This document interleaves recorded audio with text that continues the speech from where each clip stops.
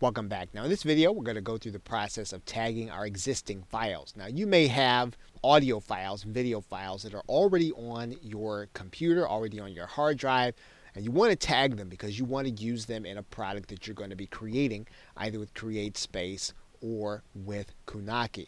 And so what you want to do here is you want to go and just right click this file and go to the properties, then go to the details. And what you're going to do here is you're going to be able then to write in your titles, and you're going to be able to write in all the information. And so you want to fill in all the pertinent information for each one of the files that you're going to be using.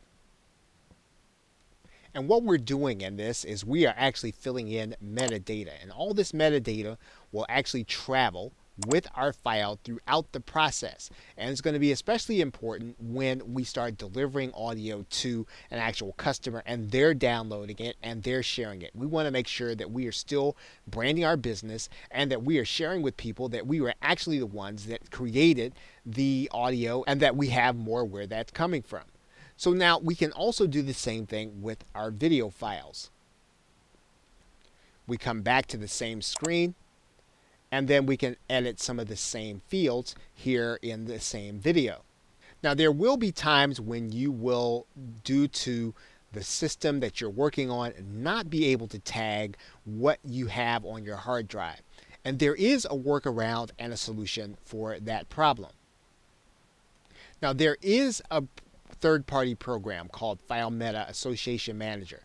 And it is downloadable, it is freeware, and it can be found on sites like download.com where it is safe to download. And basically, File Association Manager will allow you to make a file that doesn't allow you to edit the metadata editable. So we would find the kind of file that we want to edit. And in this case, we're looking at MP3, and all of these things are already editable. But if they were not, we could actually make this editable inside of our Windows PC with FileMeta Association Manager. So if you come across a file that does not allow you to edit the metadata, then what you want to do is you want to find a safe site like download.com where you can download freeware. And as is the case with everything that you download, make sure that it is safe for your computer, make sure that it is virus free, and make sure that your computer can handle a download. So basically, make sure that you take all the precautions, and if you feel unsure about downloading any program, don't do it. Find another workaround. But this is a workaround if indeed your metadata is uneditable.